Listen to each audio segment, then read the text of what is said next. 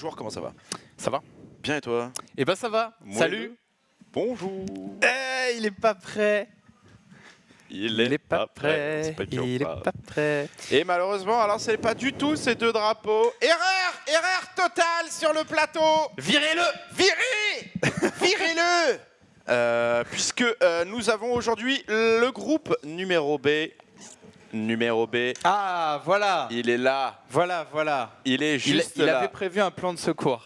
Parfait, quel talent. Bienvenue dans ces Nation Noir, groupe B.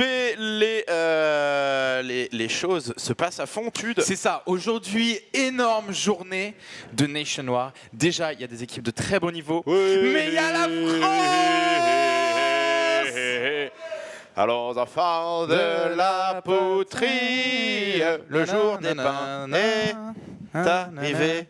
Mais on aura le temps. On va y revenir, puisque on va commencer complètement par l'autre rencontre. Oui, Suède versus Pologne. Premier match de cette soirée, suivi de France versus Australie. Mais avant toute chose, eh bien, rappelons-le, comment fonctionnent les Nations Noires? Quel est le format des Nations Noires? Petite vidéo explicative tout de suite. Bonjour à tous, bienvenue dans cette petite vidéo spéciale Nation Noir. Funka, comment ça va? Eh ben ça va très bien, et toi Ponf? Patatos, bah bien sûr, je n'ai pas été voté malheureusement, mais en tout cas des pays et des joueurs, il y en a 90 joueurs, 30 pays qui vont participer à ces Nation Noir numéro 3. Donc voilà, on fait une petite vidéo pour vous expliquer le format de ce grand tournoi qui va nous réunir jusqu'à mi-janvier. Exactement, alors tout d'abord, pour ce qui est du format, parlons un petit peu des matchs. Comment ça se passe? Ce sera du BO7. Chaque nation a voté 3 joueurs qui vont constituer l'équipe nationale de chaque pays dans Nation Wars 3. BO7, ce qui implique que tout simplement, une fois que vous n'avez plus de joueurs, c'est un match en format all-kill, à chaque fois que vous perdez un joueur, quand vous avez perdu vos 3 joueurs, vous pouvez en ramener un à la vie. Ce qui nous amène à un BO7. Voilà pour le format des matchs. Ensuite, le format du tournoi en lui-même. Ouais. Un tournoi qui va être divisé en 4 étapes. Première étape, ce sera les qualifiers. Nous avons 18 pays qui se sont inscrits pour pouvoir participer au group stage de Nation War. Donc on a 18 pays et sur ces 18 pays, on va en garder 4 tout simplement parce qu'on les rajoute aux 12 pays qui sont déjà qualifiés dans la phase numéro 2. La phase numéro 2, ce sera une phase de groupe tout simplement. 16 pays, groupe de 4 et à l'issue de cette phase de groupe, nous n'aurons plus que 8 pays. Ce qui nous amène, si vous avez bien suivi, et je pense que vous avez bien suivi, au quart de finale, 8 nations qui vont se jouer directement en élimination directe. Vous jouez une nation en quart et si vous gagnez, vous passez à la 4e phase qui verra s'affronter ces 4 nations d'abord dans une demi-finale puis dans la grande finale de Nation Wars 3.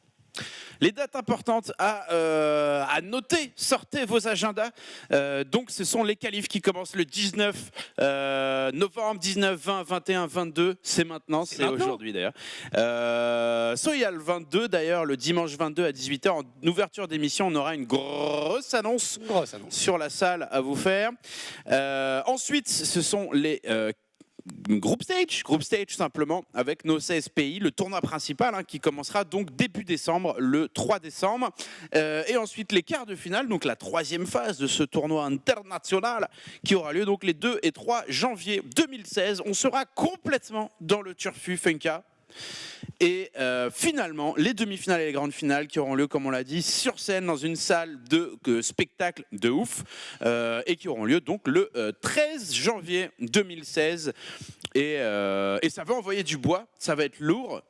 Ça va être très très lourd. Et vous savez pourquoi ? Parce que c'est Nation Wars tout simplement. Et Nation Wars, si vous avez bien suivi l'histoire, c'est donc la 3e édition. J'ai envie de danser comme ça. Qu'est-ce qui se passe? De l'excitation? Qu'est-ce qui se passe? La France contre la Pologne? Et surtout, la Norvège, pour le moment, a trusté la première place. C'est ça. La question va être de savoir est-ce qu'ils vont faire une 3e fois, sachant que la Corée a aligné les joueurs Kespa. Autant vous dire que la bataille va être rude. C'est ce qu'on verra dans ces Nation War 3 qui commence maintenant sur OGaming TV StarCraft 2 et également OGaming TV International puisqu'il y a un stream anglais avec Todd, Apollo et Funka qui, Eh ouais les gars. qui parle anglais, personne Je peux un peu n'était au parler courant. anglais. Donc voilà, on vous donne rendez-vous sur les streams ou à la grande finale. À toutes. À tout de suite. Bienvenue. On est de retour. Alors aujourd'hui, on a un groupe incroyable. Oui, incroyable. Mais hier, il s'est passé quelque chose Oui. d'incroyable, d'inattendu. Une espèce de cloquette venue de l'Orient. Ouais. Alors Comme pour ça, ceux qui n'ont pas vu Un gros nuage en forme de bifle. un nuage en forme de bifle. Avec la Norvège qui a pris son tarot, Ok, mais concept sans intéressant. concession. Si vous n'étiez pas là hier, eh bien ce petit Previously in les Nations Noirs, c'est fait pour vous rappeler un peu les Nerd Chills qu'il y a eu hier, de grandes surprises. Petit Previously in, c'est parti.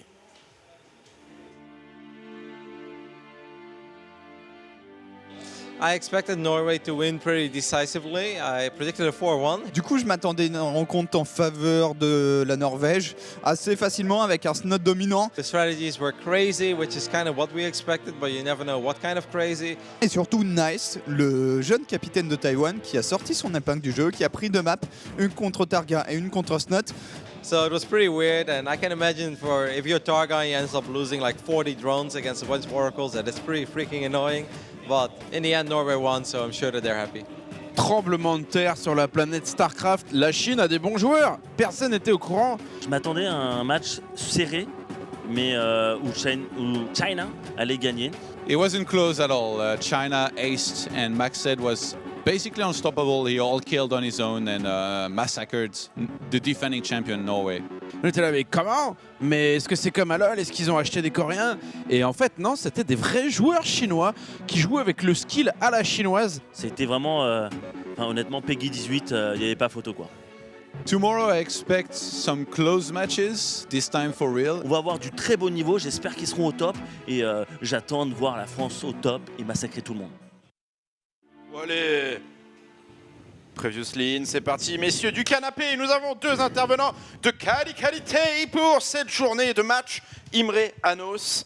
Nous allons commencer du coup par Norvège contre Suède, Suède contre Pologne. Qu'est-ce que ça vous excite?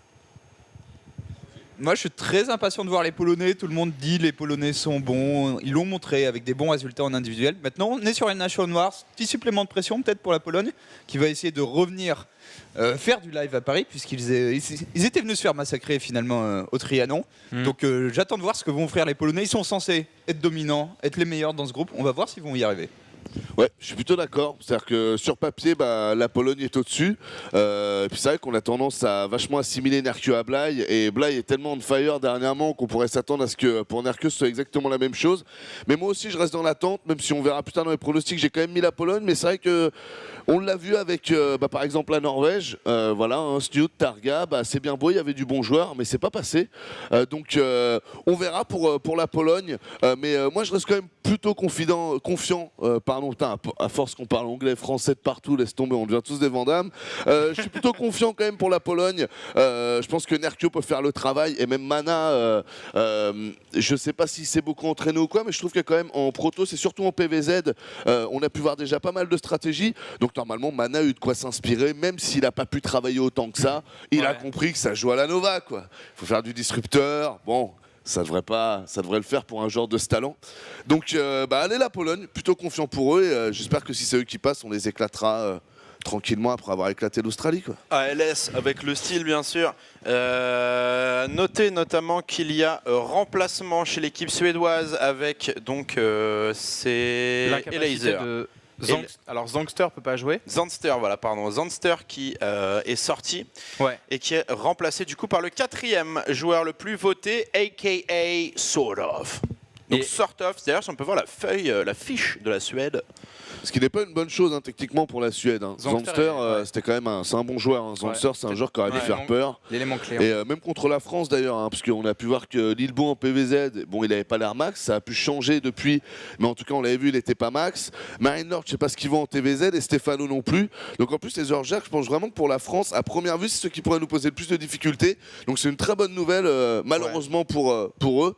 mais que Zanster ne soit pas là pour les autres équipes, ça faisait partie des bons joueurs. D'ailleurs, vous le voyez, hein, en point WCS, il est au-dessus de Moro, clairement, il est au-dessus de Mini Riser. C'est pas le nom qui ressort le plus dans la tête, pourtant Zanster, c'est vraiment le mec qui montait dernièrement. Demi-finale de la dernière saison de WCS et contre Lilbo d'ailleurs, non? Ah non, bah non, c'était en face. C'était contre Mana. C'était bien contre Lilbo. Hein. C'était contre Lilbo. Et donc du coup il sera remplacé par Sort of Moro. L'autre news de cette équipe suédoise, c'est qu'il a switché Protoss. Ouais, alors Moro c'est vraiment What the fuck c'est vraiment un personnage. Il a C'est-à-dire switché le gars a fait les 3 races. Hein. Soyons clairs. Ouais. Au début, alors que je me trompe pas dans l'ordre, il était Terran. Après, il a switch. C'est bien ça. Hein, Ouais. il a switch Zerg. Ouais. Parce que Revenu Zerg Terran. c'était pété. Mais ça, c'est un peu l'état d'esprit de Moro. Non. Et maintenant, il pense que Protoss s'est pété et il switch Protoss. Et il le dit sur les réseaux sociaux, il le dit publiquement que c'est pour ça qu'il a switch. Maintenant, on pourrait s'arrêter à cette critique, mais ça reste un joueur vraiment exceptionnel. Au Nation War 2, il avait été très très surprenant. Ouais. Aucun d'entre nous s'attendait à ce que Moro soit aussi bon. Ouais. Mais c'est clair que c'est un caractère... C'est un pro gamer. Tout le monde ne l'apprécie pas au niveau de son caractère. C'est un vrai Moro, pro gamer. Mais il a le niveau. C'est un vrai buteur, tu vois. C'est un vrai Thierry Henry, tu vois.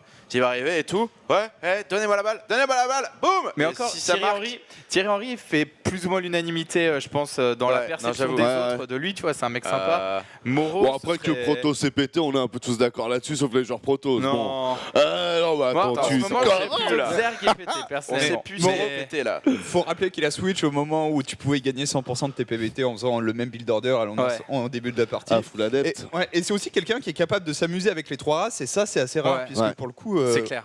Enfin, dans l'interview, j'espère qu'on le verra, mais il dit qu'il trouve que voilà, les 3 races, tu les joues différemment, tu t'amuses différemment, et c'est une expérience qu'il est un des seuls à avoir au final d'avoir joué les 3 races au niveau pro, même si on est sur un nouveau jeu, je pense. C'est vrai. C'est quelque chose de non. Ça, c'est très positif. Mais après, moi, ce qui me fait peur, c'est que j'ai jamais vu un joueur dans StarCraft 2 faire un switch de race et que ce switch de race lui apporte un niveau supérieur à ce qu'il avait pu faire avec son ancienne race et ce qui lui avait permis en fait de se faire connaître. Donc moi, c'est ça qui me fait un peu peur, c'est que quand tu commences à rentrer dans le piège de quelle est la race la plus forte, le problème, c'est que tu te fais vite taper par les metagames et t'es vite tenté de changer de race à la moindre difficulté. Mais après, j'adore Moro, je regarde souvent ses streams et je l'avais vu jouer en plus en Protoss dernièrement dans les streams, mais je pensais que c'était pour délirer. Donc j'ai la chef à lui, mais c'est vrai que moi je suis pas convaincu par ce type de switch. Et Jogo sur le chat qui dit stop dire que la Pologne est favori. Je vous rappelle qu'en France on est chauvin, même si on était les plus mauvais, on se doit d'être chauvin et considérer qu'on peut péter la Corée. Voilà. Ok. Ah bon, on n'a pas dit une que... remarque constructive. Non, mais attendez, qu'on soit bien clair. On a dit que la Pologne était favori par rapport à la Suède. On n'a pas dit que la Pologne était favorite par rapport au groupe. Calmons-nous. Je peux le dire tout de suite alors. Vas-y. Non, mais c'est simple. Là, on voit la fiche du groupe et c'est simple. Nerkio, c'est le joueur dont le plus de monde a peur. Genre, c'est le joueur qui fait peur hors les Coréens dans ces Nation Wars. Tout le monde a peur de Nerkio. Il est premier sur le ladder GM en Europe depuis la sortie du jeu. Il fait des performances correctes en tournoi. Et maintenant, on va voir si Nerkio, qui est quelqu'un qui a des petits problèmes de nerfs de temps en temps, totalement, va tenir ses nerfs, puisque tout le monde, tous les joueurs, genre tu leur demandes qui est-ce qu'ils n'ont pas envie de jouer, de qui ils ont peur, qui est le meilleur joueur. Interview de Blythe par exemple, je suis top 2 parce qu'il y a Nerkio au-dessus de moi. C'est la même réponse pour tout le monde en ce moment. Et c'est vraiment pour ça que j'attends de voir, parce qu'au final on l'a pas vu tant jouer que ça, Nerkio. Donc tout le monde nous dit qu'il est OP, mais j'attends de voir. Et puis on peut avoir des surprises aussi en France. Je suis pressé de voir aussi Stefano. Ça peut être moyen, comme ça peut être aussi exceptionnel. Il est capable d'aller très loin. C'est ça le truc avec les génies, c'est que des fois ils te sortent de la merde. De la merde, c'est ça, exactement. Et des fois, ils t'inventent l'univers et comprennent les étoiles. Stéphano, en tant que capitaine et pilier de l'équipe de France, j'ai passé la semaine à motiver les troupes. Alors, ça, il faut bien comprendre que c'est un troll de la part de Stéphano. Et les messages en dessous, sont OK. Bon, vous irez voir sur Twitter. Vous irez voir sur Twitter. Stéphano qui arrive avec une grosse charrette de trolls comme ça, là.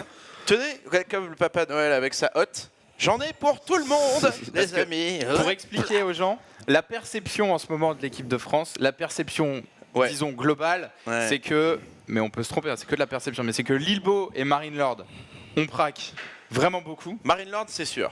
Mais Lilbo aussi, je crois. Mais Lilbo n'a pas conquis à la DreamHack. Et Stéphano, ce serait et notez l'utilisation du conditionnel, hein, je n'en sais rien, mais se serait mis à practice Legacy of the Void assez tard. Oui. Donc c'est pour ça que ce troll est totalement à point. Alors perso, peut-être à tort, mais moi j'y crois pas trop. J'ai vu Stefano jouer assez tôt à la bêta.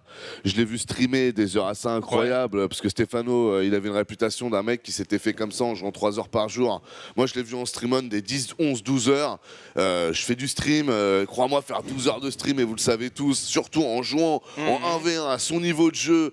Enfin, c'est une pression, c'est impossible de faire autant de temps si t'es pas un joueur pro. On va pas s'en cacher. Moi, après 4 heures déjà de StarCraft 2, je suis vidé. Non, moi je pense que Stefano, il est plus au-dessus que ce qu'on pense, et il joue avec son personnage parce qu'il sait justement que si tu vends rien et que tu fais un truc moyen, c'est pas grave. Regarde le troll. Ouais, mais là, je suis sûr que c'est du. Pour moi, ça, c'est un personnage. Ça, c'est du Stefano trolling. Et franchement, c'est marrant, tu vois. C'est un peu comme ton pote en classe où t'as ta pote qui te dit ouais, non, j'ai pas révisé. C'est ça. J'ai pas révisé. Et qui te tape à 19,5, fait je suis dégoûté, putain, j'aurais préféré 20 sur 20. Par contre, c'est parce qu'elle a juste oublié la date en plus. C'est même pas à cause le problème, c'est que pour le coup, le tweet est réel de Marine Lord, ça c'est pas du troll. Les trois, ils sont trollés, je pense, tous les trois. Et les trois, le match-up dans lequel ils sont moins en confiance, c'est contre Zerg, pas de bol, c'est Nation Wars, c'est quand même la fête du Zerg, notamment la Pologne et la Suède. Ouais. Donc après, on verra. Hein. C'est pas parce que t'es pas en confiance que ça peut pas le faire. Notamment un Marine Lord qui s'est qualifié pour la Home Story Cup en battant Elaser, par exemple. Mais c'est pas le match-up qui préférait jouer. Les trois en fait préféraient avoir que des Protoss en face. Et puis je trouve qu'on a eu de la méthodologie quand même. Je trouve qu'il y a moins d'excuses maintenant. C'est-à-dire qu'en Protoss par exemple, on a vu Showtime quand même, il a fait des trucs exceptionnels. Showtime à la base c'est un joueur allemand. À la base c'est pas le meilleur Protoss du monde. Ça a jamais été le plus créatif ou quoi. Il s'est fait connaître pour plein de choses, mais pas forcément pour ça. Et au final, ce mec-là, franchement, il nous a envoyé des games, mais du niveau limite, on se serait dit ouais, on est en GSL ou quoi là qu'est-ce qu'il nous envoie? Et même en Terran aussi, je trouve que Cass a été très impressionnant. Cass nous a prouvé qu'il n'y avait pas besoin non plus de révolutionner le match-up. Si à un moment tu pars sur une stratégie, même son truc double Banshee d'ailleurs, qui pouvait paraître un peu what the fuck, c'est passé, double Banshee battle les lions. Il y a un moment, si tu crois en tes trucs, que tu macros bien et que tu envoies les Marines par 10 comme tu dois les envoyer, comme l'aurait fait un Daichi, comme l'aurait fait un Bomber, il n'y a pas de raison que ça passe pas. On a vu des snots tomber, on a vu des gros joueurs tomber, donc je pense vraiment qu'en plus, il n'y a pas vraiment de favorisation par rapport au match-up. Tout le monde peut gagner, donc il faut se sortir les doigts. On va passer, après cette sortie les doigts, à l'interview de nos deux capitaines d'équipe, la Pologne et la Suède. Et un petit message à Emile tout de suite. À tout de suite. I think this is going to be a very fun one. I am a little bit sad that Zenser is not playing today because I think Zenser is the best player in Sweden at the moment. But it should be a really good match. I think Poland is the favorite in this group, actually. Like, I'm not going to say it too loud because everybody's going to kill me over here. But Nurcho and Mana are so incredibly good right now. But if Lilbao and Marino play at their absolute best, and you know if Stefano has been laying it on the low lately with the partying and actually been grinding some ladder, then I guess he's going to do well too. So it's close, but I think France and Poland are the two favorites. Yeah, for me too. Yeah, Poland and France, but they need to be careful because I know France, they don't like their player, but I think they can do it. So I hope France first and Poland second. All right, not biased at all. And you? Yeah, I mean, France first, and then maybe Pig second would be nice. Would be funny. Especially since they meet a lot of growling would happen. Pig would get real dirty with us in the interviews. Maybe he's finally going to sound like a human being as well, hopefully on Skype. I want to talk with Piggy. That would be amazing. So I believe first we're going to be talking with Emil from Poland, the Polish caster that has been casting for quite a while here, for 5 years. How are you doing, Emil? I'm fine. Hi, hello. I believe it's been 5 years that you've been casting StarCraft, exactly. And today we're celebrating that. And Mana is joining us as well. So congratulations, first of all, on this. It's great to have people as passionate as you in the community. Do you have anything to say to the viewers? Well, the viewers, well, thank you everyone for the supporting, even the Polish stream, the French stream, all the streams. You know, people that are watching StarCraft right now, they are the first that are making me stay in the scene. You know? I know it's worth it because, come on, it's been 5 years. It's been a lot of fun. If it wasn't for the community, I wouldn't stay so long. Okay, Mana, anything you want to say to Emil with this celebration today? Yeah, I think, as you said, Todd, it's great to have passionate people as Emil. It's been 5 years of his streaming, and every time there's a stream or there's a tournament, Emil is always there. So I think it's always nice that people can tune in for a Polish caster every now and then. So congratulations, Emil. Thank you. Keep up the good work, man. We're expecting you to continue for 5 more years and maybe even more. I hope so.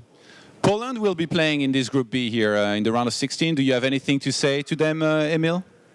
Well, I know that we're going to win. It's going to be first place for us. It's going to be a quick 4-0. And probably there's going to be some problems with France, but I do believe that Nercio, Mana, and Elazar will be able to win all those games. I know it's a happy time for you and it's a celebration, but sorry, like Poland will take second at best. Yeah. No. All right, thank you, Emil. Good luck with the casting. And thanks, guys. Thanks for all the work you do with the Nation Wars. Thank you very much. We will continue. Yeah, pretty cool to see somebody casting for this long StarCraft. It's been a while as well. You've been casting as well, Kev, right? Yeah. How long? I mean, pretty much since, I think Home Story Cup 1 was even in the beta, right? I think it was either beta or post-release. That's the first tournament I ever did, so it was definitely 2010. So. And before that, I didn't get an anniversary, though. Todd, like, where are my bonbons? Like a rose or anything? You know, we bought macarons, right? So and some baguettes. So even though Apollo paid for them, I'll give you these for your anniversary. Happy belated anniversary, whatever year it is that you've been casting for. Thank you, Johan. Thank you. I'm also glad that you've been with the Heroes of the Storm community as long as you have. Jesus. I think you know what? You're getting nothing then. Shut up. All right, we've got the captains here from Sweden and Poland. It's going to be Moro and Mana. How are you feeling, guys? Moro, I already talked. You can start. Oh, okay. So it's my turn now. It's pretty awkward sitting here in the call, not being allowed to say anything. Let Moro speak. Hey, I'm doing good, man. A little bit tired though, but very excited to play Nation Wars. How's the sleep schedule, Moro? You sound excited, yeah. When did you wake up this morning, Stefan? Oh, when I woke up at 9 a.m., so I'm pretty proud of myself. Since before that, I've been waking up like 10 p.m. for the past few weeks.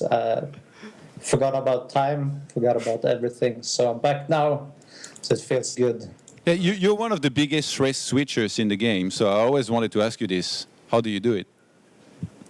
Oh, well, it's like, how do you not do it? It's just so fun. Every time you switch race, it's like you start over. You get like the new game experience again with StarCraft 2. That's the most fun part is just learning the game and seeing yourself get better. And there's no better way to do that. So switch race. It has nothing to do with the fact that you might think one race is better than the other? No, it has nothing to do with balance, since most of the time I've actually changed when the race has been doing especially poorly. So it doesn't have to do with that. They will always fix the balance in the end. So I got one question, Moro. Why did you pick Protoss for Legacy of the Void? I picked Protoss because they did like so many nice changes for it, like the warp gate change, the force field and the chrono boost. Like there was so many things changed about Protoss that I think the race just plays out in such a great way now. And Terran just like feels a bit similar to Harvest War and Wing Celebrity. It's still just like the Bioshop, whereas Protoss is like completely new. So that's just super exciting to me. Before we're getting into the games, are you a little bit worried to already play Protoss on a stage like this? Like you're very experienced, but your Protoss hasn't really played on very important games yet. Do you think it's ready? I wouldn't really say that it's ready yet. Like I probably don't have as much skill as other players here, but I am quite excited to like see for myself how well I'm doing, because you can't really judge your skill from ladder games. So being able to play some tournament games is very nice to know where you're at. So it's gonna be fun. Mana, you're freaking me out, mate. I think you broke Mana. He's not frozen, is he? No, he's not. You never know with Mana. That's the thing. Like this could be Skype or it could just be Mana having fun. It's actually really hard to do. Like your eyes will tear up if you try to do this. Anyway, it's Mana, pretty hard. how are you feeling about this matchup here against Sweden? Have you guys been practicing hard? Do you guys? I think we're ready. Yeah. Yeah, I think we're ready. We'll do our best. I think our team is very, very strong. Probably Probably even the strongest out of all the countries, if we count off the Korea lineup, because it's to be determined. But yeah, we'll do well. Okay, before we get into revealing the first players that are going to be coming out here, I want the usual, a score prediction and then some words to your opponent. Mana, go first. I think it's going to be 4-1 in favor of Poland. There will be one slip up from one of our players, and words to our opponent, please just do better in the loser bracket than you're going to do in this match. Ooh. Such confidence. I like it. Moro, score prediction and words to your opponent. Yeah, we're probably gonna get ruffle stumped. No, I'm just kidding. Like it's Legacy is a new game. Like these guys are the favorites, obviously, but anything can happen in a match like this. And at least I feel ready to play. So we'll see. Okay, for the third time, score prediction. Score prediction, man. It's the numbers on it. Okay, I think we will win 4-3. All right. Okay. Predicting a close game, guys. Any questions? We're good, man. I want to see some StarCraft. Good luck, everybody. All right. It's time to announce your players that are going to, or the player that's going to be coming out first, Moro. Okay, we're sending out mid-racer first. Mana? It's going to be Elaser first. Ah, okay. Another ZVZ. We haven't almost seen a... There's going to be a lot of ZVZs today as well, with France 2 having Zerg, Australia having 2 Zergs. It's going to be a ZVZ festival. All right, captains, I give you an opportunity to say some last words before we get started here with the games. Moro? I don't know. Good luck, Team Poland. May the best nation win. Mana? Yeah, good luck to you as well. And thank you guys so much for making Nation Wars free. I think it's going to be an amazing time. And so far it's been great. Let's continue that work. All right. Thanks, you guys, and good luck. Yeah, bye-bye. Interesting first match, Elaser against Mini Razor. That's not one that I expected, actually. That's actually 2 nicknames that are going to be pretty hard to cast. Yes. I'm glad I'm not doing the first series. Moman, you're the resident Zerg. How do you feel about this matchup? ZVZ, we saw so many times. I think the more aggressive will win. And I think Mini Razor. You always think that. That's why you always... I won always on ZVZ. So no, but yeah, I think Mini Razor will win this first game. Yeah. Why? Because you played him, you lost. He held you all in. I don't lose versus no. Yeah, no. It's no. I play versus him, and I like how he plays. His brain aggressive, and he can switch when he wants. So yeah, I think he's gonna win this first map, and I think so. I think Mini Razor is a very good Zerg, especially I think in in the start of the year he really showed us that he can compete with the best players in Europe. But I think lately he hasn't been playing as much as he did before. And I think Elaser on the other end, the boy mentioned this as well. He's been very motivated to play Legacy of the Void. Haven't seen that much of him either yet post-release, like a little bit in the beta. But I think there's a good chance that Elaser has played way more than Mini Razor. So if I would have to make a prediction, slight edge to Elaser. But I do believe in the skill of Mini. Yeah, he's a good player. I think they're both pretty good. Like, let's not forget Elaser beat Hydra in WCS. Yeah, I know. That would be pretty hard to forget. But anyway, I think it's about time we got started here with the game. So let's go to our casters here for the first match. It's going to be Apollo, Funkadunka, MT Drogo. Hype. Eh bien, merci beaucoup et pauvre fétude aussi. Bien fait, bien fait. Accessoirement. Ah, il n'y a pas que les Anglois, merde. Ah, on est là, Todd, on est là, on est là. On est là. Et d'ailleurs, aime-nous, senpai. On a un invité, on est super content de l'avoir. Comment ça va, Kemar? Voilà, je suis à 75% au niveau de mon état d'esprit. Okay. Plutôt chargé alors. Okay. Ouais, voilà. 75, on est bien, on est posé. Ravi d'être ici. Alors, merci d'être venu. Non, merci à toi. T'es un grand... Bon, merci. Mais merci Imre. On sait que t'es un grand amateur de l'équipe de France. Oui. Mais on va commencer par la Suède et la Pologne. Alors, je sais que t'aimes beaucoup voyager. Qu'est-ce que ça t'évoque? C'est gratuit, j'aime bien. Qu'est-ce que ça t'évoque? Wow, j'aime beaucoup cette question ouverte. Qu'est-ce que ça m'évoque ce match? Ouais. On peut parler d'un match-up serré. Ouais. On en a parlé dans les coulisses, un match-up qui va s'avérer... ça va jouer dans les détails. Ça va jouer sur une attaque peut-être dans les 3 minutes. Après c'est un pronostic, mais ça va évoluer au fur et à mesure du match-up. Ça rejoint la vie générale. Oui, je pense. Ouais. Après, voilà, c'est un peu ballsy de s'avancer comme ça, mais effectivement. Moi, je prends des risques ce soir, on est là pour ça. Et peut-être même un peu de défense. À la limite, et oui. en fonction des unités tuées, on pourra peut-être avoir un joueur qui va se démarquer. Là, par contre, tu vas un peu loin. Gagner une map, voire même plusieurs parties. Ce serait faisable. Les pronos qui ont été lancés. Allez, Pologne contre la Suède. Waouh. Alors personne n'est pour la Suède à part Todd. Todd s'est mouillé sur la Suède. Todd qui a jump dans la piscine. Allez, moi je m'en bats les couilles, je fais une bombe. Bomba. Mais il pronostique un 4-3 quand même. Il pronostique un 4-3. Donc du coup, un match serré pour Todd, quoi qu'il arrive. On va envoyer du coup très rapidement les petites interviews de joueurs. Donc Mini Razor et Elaser. Eh bien, c'est parti. I don't know, it's always fun to play with the other Swedish players, and I don't know, there's not a lot of team leagues right now either, so yeah, it's gonna be fun. It should be a lot of fun. Hopefully it would be even more fun if like the Netherlands made it as well, so me, Harsim and Sandstrom could all hang out. That's always a lot of fun. I think it's Poland, probably. Nurture is really fucking good, so yeah, I've been playing more lately now since Legacy. It's a lot more fun. At the end of Heart of the Swarm, I didn't have a lot of passion to play, especially after they killed the Swarm host. When we had Swarm host, I think that fit me more, but Heart of the Swarm and Wings without Swarm host, I think Legacy is better for me. No, thank you guys for cheering for me. Yeah, that's it. Thanks. I don't know, it's always fun. Énorme. Mini Razor, du coup, qui est là, qui est chaud, qui va être prêt. Qu'est-ce qu'il y a? Non, j'aime bien. Énorme. Alors, merci. Ah non, mais c'est vrai. C'était génial. Et ensuite, on a l'interview de Elaser. C'est maintenant qu'on l'envoie aussi ou pas, mon petit Yoto? Tu es chaud, Yoto? Allez, Elaser pour la Pologne. About the tournament. First of all, I don't need to only rely on my skill. I have two very good players to back me up.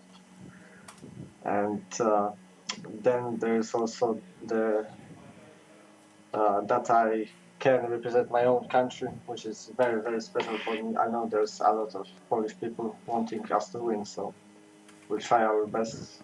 I would like to say first, but I'm not sure. I'm sure that we will get top 2 together with France. I think it would be to win BlizzCon, but I'm not sure if that's going to be possible. But for now, it's just to be the best non-Korean.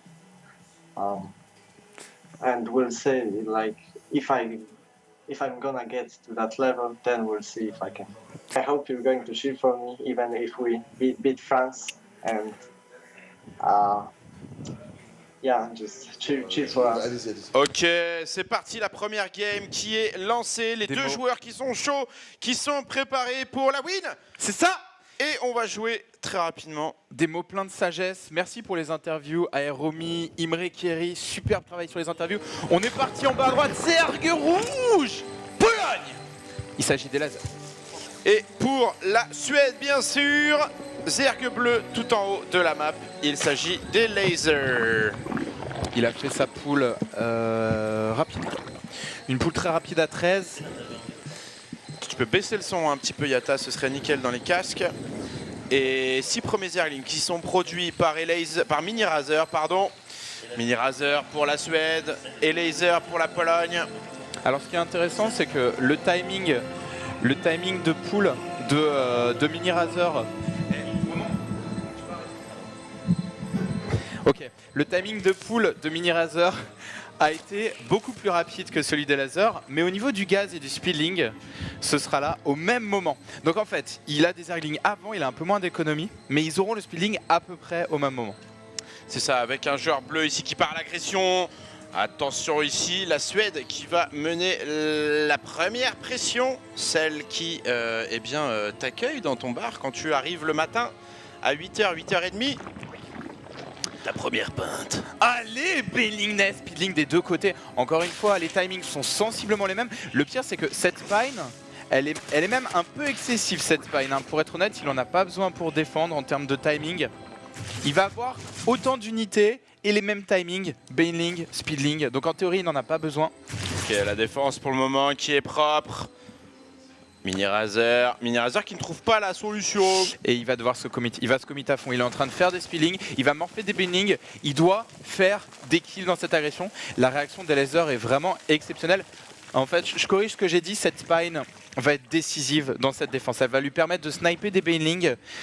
Et on voit qu'il y a déjà un écart de drone. Il continue à faire des drones laser. Il est confiant dans sa capacité à défendre. Je le vois bien défendre. Spine plus Benling, 2 Queen ici qui sont préparés. Un petit extracteur trick et c'est parti. Le target pour le moment, pas de target de Benling. Ça rentre, ça rentre, ça rentre, ça rentre. 3 Benling, 3 Benling. Ok.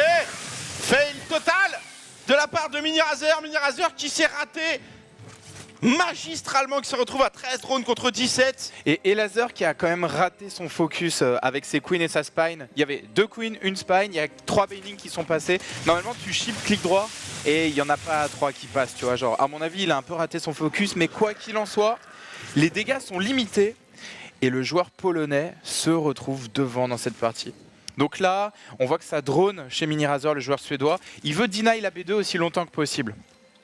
Il veut faire croire à son adversaire que l'agression continue. Alors que non, le joueur bleu ici est en train complètement de droner et essayer de rattraper son retard à la base qui va être posé. On a un unique Benling ici, je crois, en embuscade. Il est là, il est planqué. Alors, ouh, et ça c'est le move de Moment. Moment, on avait parlé hier. La B2 du joueur qui agresse sur la gold. Il a moins de drones, mais c'est lui qui a la position offensive. Et il prend la gold, et au passage, c'est pas scouté. C'est-à-dire, note que Elazer fait des speedlings, et Elazer n'a pas vu la gold, et il pense qu'il n'y a pas de B2 en face. Il se peut qu'Elazer interprète mal la situation là. Et là, il va voir la gold. Là, on voit la gold normalement.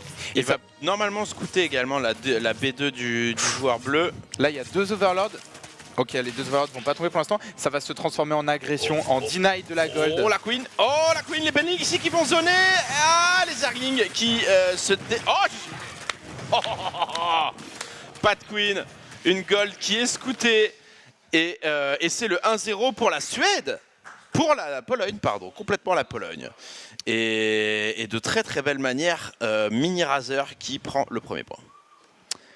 C'est ça. Et Laser, pardon. Et Laser. Laser qui prend le premier point pour la Pologne. J'ai trouvé que c'était safe d'envoyer les Zerg en premier. En ce moment, Zerg, bon, c'est probablement la race qui est le plus susceptible de faire un all kill. En ce moment, c'est ce qu'on a vu le plus. Mais ils n'ont pas envoyé les meilleurs Zerg comme a dit Anos. Ils ont gardé Nerkio pour la Pologne, qui est probablement le meilleur joueur Zerg de l'équipe polonaise. Qu'est-ce que tu en as pensé, toi? Moi, je trouvais ça intéressant parce que dernièrement, en fait... T'es sûr qu'il a allumé le micro? J'attends 5 secondes.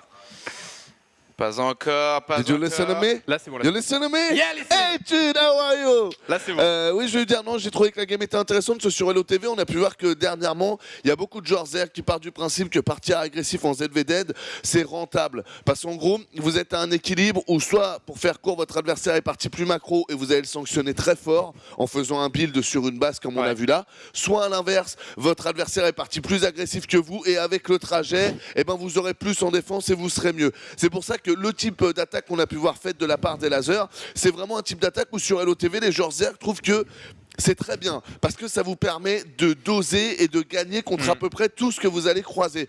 Ce que je remarque là dernièrement, c'est que qu'est-ce qui se passe? Les joueurs, on va à peu près de la même manière. Et donc au final, celui qui attaque se retrouve vraiment défavorisé parce que les deux joueurs ont la même chose, mais il y a les deux queens sur la rampe. Et là, on l'a bien vu, même si l'adversaire a attaqué, les queens sur la rampe fait qu'il perd un peu trop. Il tente le coup de prendre la gold parce qu'il est devant et que c'est lui qui a le contrôle map. Mais malheureusement, bah, sur le compte de son adversaire, tu as trop donné pour ton attaque. Clair. Tu ne tiens pas. Et en plus, la gold, c'est bien de dire quand on a le terrain, on peut la prendre. Mais elle est tellement ouverte, la gold. Comment est-ce que vous esquivez la gold? Et comment. Tu te reconnais Tu rigoles, du coup, je regarde la cam, je vois Et donc du coup, très intéressant pour l'évolution du match-up. C'est un message qui te touche. Qu'est-ce que tu en penses? Ouais, 1-2 dans le casque, ok. Non, tu peux choper le micro d'Anos? Ça me parle, ce que vous dites depuis tout à l'heure. À partir de là, je pense que tout est dit. Bravo. Quel talent. Non. Donc, clairement, deux joueurs qui ne sont pas les favoris de chaque nation et pourtant un match épique. Ouais, c'est ça. C'est ça, une partie Partie très agressive sur cette carte. Alors, on va avoir le prochain joueur de la Suède qui va être annoncé.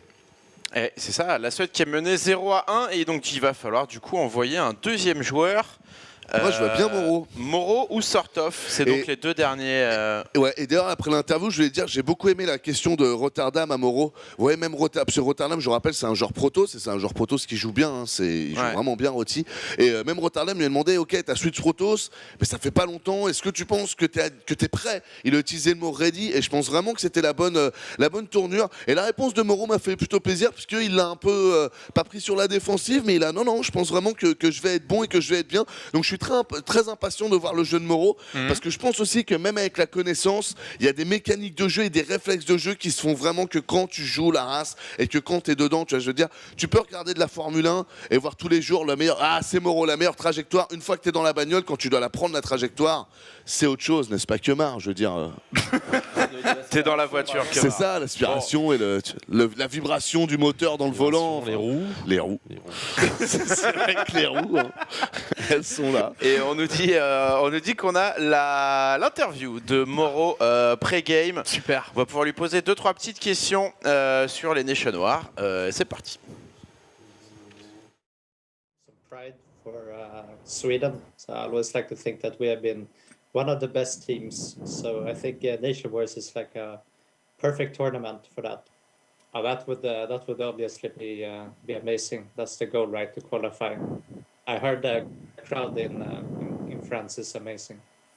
I'm not sure if we can get top 4, but I mean, hopefully, it's hard for me to say what the skill level is of even myself at this point, let alone everybody else. But I know I am practicing. Sunster is pretty good right now. I'm just not sure about Mini Racer, but I'm sure he will practice for this. So I mean, hopefully, but no, can't promise. Even if I don't qualify, it should be a blast, and you guys should cheer for Sweden, because we do take this seriously, and we hope to do very well. And we will hope you, Moreau, to do very well too. Première game en Protoss, Moreau. On va voir ce qu'il a dans le Nexus. Ouais, on va voir ce qu'il a dans le ventre. Je pense que c'est un joueur qui a vraiment de belles choses à montrer. La Suède, qui a toujours été une nation très forte en Europe dans les jeux de stratégie. Oui, tout à fait, étude. Et sur StarCraft 2, Wings of Liberty aussi, on se rappelle de Naniwa, qui était majeur. La Suède, qui représente dans l'e-sport... C'est marrant de parler de majeur en parlant de Naniwa, l'homme qui a fait probablement le plus de fuck à ses adversaires au cours de sa carrière. C'est vrai.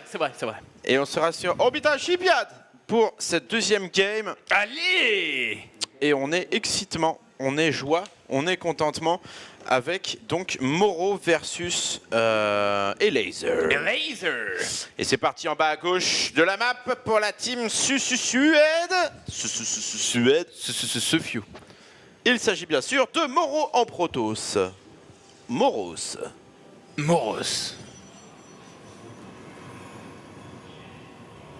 de Pau.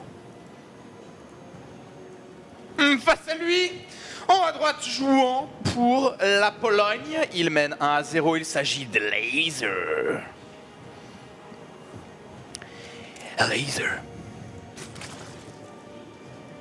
Et on va voir ce que ça va donner en ZVP avec une prise de base rapide de la part de Elazer. Tranquillou. Cette map qui dure quand même sur Legacy of the Wild était là au tout début. Ouais. C'est un petit peu la... Je pense que c'est la carte à 2 joueurs la plus macro. Parce qu'il y a une base Pocket Expansion, en fait, une base chez toi. C'est compliqué d'être agressif en début de partie sur cette carte. Et notons la facilité déconcertante avec laquelle les Protoss peuvent prendre B3 sur cette carte. Donc je dirais légèrement, à mon avis, il faudrait checker les stats, mais légèrement favorable Protoss. Avec, pour seule grosse difficulté, la traversée de la carte. Parce que tu te penses bien que le Zerg, le Protoss il passe à gauche, tu counter à droite. Le Zerg peut vraiment jouer au chat et à la souris contre le timing du Protoss. Mais sinon, je pense qu'on a vraiment une carte tranquille pour les Protoss. On voit un opening de gate ici, donc on devrait voir double adepte pour Moreau. Yes, double adepte qui va être ambiancé. Moreau qui utilise les stratégies qui marchent. Hein. Ouais. Pour le moment, là, il n'y a pas de... Il n'y a pas de stratégie pétée. Il n'a pas encore trouvé la faille dans le metagame. Et on vient scouter gentiment avec cet Overlord. Ok, le speedling. Alors, un speedling plutôt rapide qui est lancé pour Eliezer. Je t'avoue que je ne sais pas du tout à quoi m'attendre pour le style de jeu de Moro. Moro, étant intelligent, je pense qu'il va jouer très standard. On devrait voir du disrupteur. Je pense qu'il va jouer exactement comme on a vu les autres joueurs Protoss. Par exemple, un Haras War Prism disrupteur. Exactement. Je vois bien un style de jeu comme ça. Ok, bon, c'est une stratégie totalement qui a fait ses preuves, qui est macro, qui ouvre la macro game. Pour l'instant, opening 2 adeptes, c'est standard. Et c'est un mec qui vraiment étudie le match-up et l'intègre totalement quand il joue une race. Je pense qu'on va vraiment voir du jeu de très haut niveau de Moro. Pour moi, Moro est le meilleur joueur de l'équipe suédoise. Même s'il est off-race, hein, même s'il ne joue pas sa race principale. Ouais, il est là depuis le plus longtemps, quoi. Il a une XP de crocodile. Moment, oui. Après, il ne faut pas oublier que Moro, quand il voit un truc bien, entre guillemets, imba, c'est un grand mot, c'est qu'il aime bien. C'était lui qui faisait les 5 Rax Reaper à la bêta. C'était lui qui a inventé la méta et qui trouvait des trucs, pas des failles, mais des trucs qui étaient vraiment forts contre des races différentes. Et donc, j'aimerais bien voir un truc qu'il a vraiment travaillé pour tuer un Zerg. Bien, c'est ce qu'on va voir pour l'instant. Opening 2 adeptes. Et Forge. La Forge, qu'est-ce qu'il y a? Et Forge et 2 Sentry. Donc, qu'est-ce que ça nous indique? B3. Probablement un timing. Alors, sur Heart of the Storm, ça aurait été un timing Sentry Blink Stalker. Plus de d'attaque Blink. Sur cette version du jeu, je ne sais pas. On va voir le genre de timing que Moro va viser. On voit qu'il back ses adeptes. Il a fait quelques kills, il s'est montré un peu agressif sur la carte. Je pense qu'il s'est montré un Overlord et il back. Et il a bien raison. En face, il y a le speedling. Il y a totalement le speedling, donc ces 2 adeptes n'ont rien à faire sur la map. Il y a de l'intelligence de jeu aussi, parce que j'aime beaucoup le fait qu'il ait sorti 2 Sentry.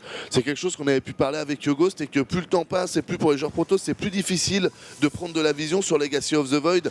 Quand tu fais le complexe robot, tu veux tout de suite ton prisme et faire l'upgrade du prisme, et après tu fais sortir tes... Donc tu as moins de temps en fait pour sortir tes ops, comme à l'époque où tu faisais Colossus, où tu avais un vrai temps mou. Donc j'aime beaucoup les 2 Sentry, parce que je pense vraiment qu'elles sont pas tant là pour la défense, elles sont vraiment là pour envoyer des phénix hallucinés. Oh, attention. Il y a un Overlord qui se fait cartonner au sud. Non, mais t'as raison, ces sentries rapides, c'est vraiment une bonne idée de la part de Moro. Moro qui a intercepté un scout d'Overlord, ça a été raté par Lops, mais il y a eu un sacrifice d'Overlord. Il a fait une charge photonique sur un pylône, il a snipé l'Over. Il est au taquet dans son jeu Protoss. L'Overlord a vu un Twilight Council. Mais voilà, pas plus. Et ça va partir sur une partie plutôt robot hein, du côté du joueur Moro. Et on va dropper ici quelques petits Zerglings. On a vu hier, c'était Targa qui a envoyé du slow drop. Et ça a complètement chamboulé son adversaire. Si Moro n'est pas au courant, il va prendre double avec 8 Zerglings dans sa ligne de minerai très rapidement.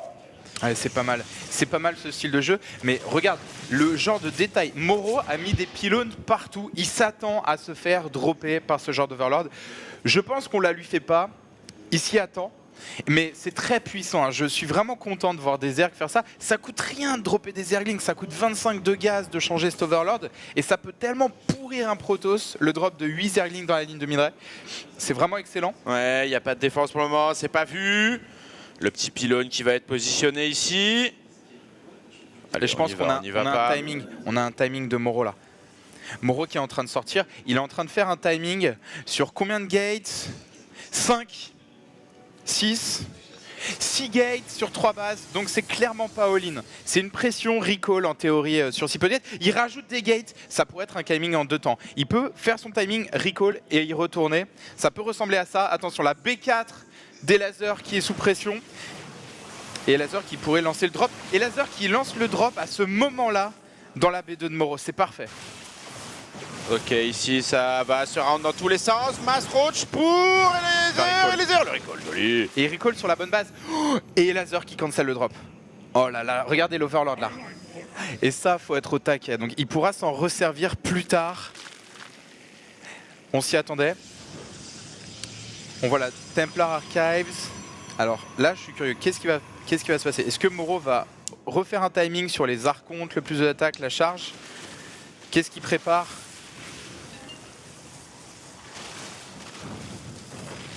Et les heures qui avancent, il passe à l'attaque, attention le joueur Zerg qui est bien, il peut maximiser les dégâts ici, on va avoir une prise de fight de la part du joueur Zerg. Oui, c'est parti, les boules, les billes dans tous les sens ici. Le gros go de la part des lasers pour le moment, Moro qui est en train de se faire quand même bien manger le visage. Toute l'armée de Moro qui chute. Aïe aïe aïe aïe aïe aïe aïe, Laser qui arrive avec un gros timing, Roach, ravageur, et qui est en train de faire un massacre. Et on massacre. Oh là là, Laser qui fait énormément de dégâts et je pense qu'il est en train de s'imposer sur cette game. Moro qui a subi énormément de pertes. Oh là là, on partirait sur un 2-0, ce serait très très chaud à remonter. Ouais, ça ressemble pas mal à un 2-0 pour l'instant. Et Laser qui a fait son drop dans la B2, ça a été géré les 8 speedlings. Mais c'est trop tard. Moro qui subit tellement de dégâts. Ça me paraît très compliqué de repousser ça. Ouais. Et on a vraiment un timing à base de ravageur qui est l'unité forte en ce moment. Et bah honnêtement, je suis pas totalement convaincu par la prestation de Moro dans cette game. Ah bah là c'est pour le moment c'est une grosse cloquette hein. Là il n'y a pas de... Même s'il repousse hein, en face, il y a juste trop d'unités mais ça va pas repousser. Beaucoup d'archons mais pas assez de dégâts ici. Moro qui chute à la pop, 62 pop à 187. Nous avons je pense le vainqueur de cette map. Et ce sera bien sûr Laser. Et Laser qui prend 2-0 à la Suède et ça commence à faire beaucoup de points à rattraper, surtout quand Moro, eh bien, l'ace de la team suédoise se fait sortir méchamment. Ouais, je pense que ce qui... Alors j'aimerais bien avoir l'avis du canapé, mais juste avant, je pense qu'il a recall trop tôt. À mon avis, il a recall trop tôt parce que, je veux dire, il y avait 5 roach quand il se fait attaquer son premier recall. Pour l'instant, il venait de warper des unités, il pouvait rester au moins quelques secondes de plus, idéalement. Moi, je sais que c'est pas facile, hein. Sniper la base, tuer 3 roach et rien perdre, mais forcer la production de plus d'unités peut-être. Mais le recall a été très rapide. Qu'est-ce que vous en avez pensé sur le canapé? Moi, je trouvais que les craintes étaient un peu confirmées. C'est ce que disait Roti. Est-ce que tu es sûr de vraiment être au point? Et moi, j'ai pas trouvé que Moro était au point. Et de mon point de vue, il a ouvert un peu trop en technologie. Du coup, il s'est retrouvé avec des adeptes, mais assez peu, dans un timing où il y a déjà les roach, il y a déjà les ravageurs, et il y en avait 30 en plus. Enfin, son move, quand il allait attaquer la B4, il n'avait pas du tout la composition d'armée pour le timing et en plus il n'avait pas le nombre et donc du coup c'est bien d'ouvrir avec le conseil crépusculaire, de vouloir faire tel upgrade, de voir le complexe robot, de vouloir tout ça, mais au final il n'avait pas de dégâts de zone alors que le mec il était en train de mass roach Ravager, qu'il avait déjà sa B3 et qu'il allait le bourrer quoi. Il fallait du disrupteur, il fallait au minimum de limo et pour moi il a pataugé quoi. Il avait beaucoup trop d'adeptes donc j'ai envie de dire non, pas bien de la part du bon Moro et attention parce que oui pas bien Kemar confirme, hein, pas bien, et donc voilà, je vais laisser Moment s'exprimer, mais ouais, je trouve qu'il s'est chié, quoi, vraiment. Il était pas ready, quoi. Enfin, je veux dire, il a pas dit bonjour, donc. Le truc, c'est que. On aime. Faut être honnête. Moro, c'est un joueur qui switch, qui est intelligent, et je le vois vraiment pas au niveau dans son Protoss contre Zerg. Je pensais qu'il allait faire une strat vraiment agressif. Parce que normalement il aime bien jouer agressif, il aime bien jouer là où ça fait mal au niveau Zerg.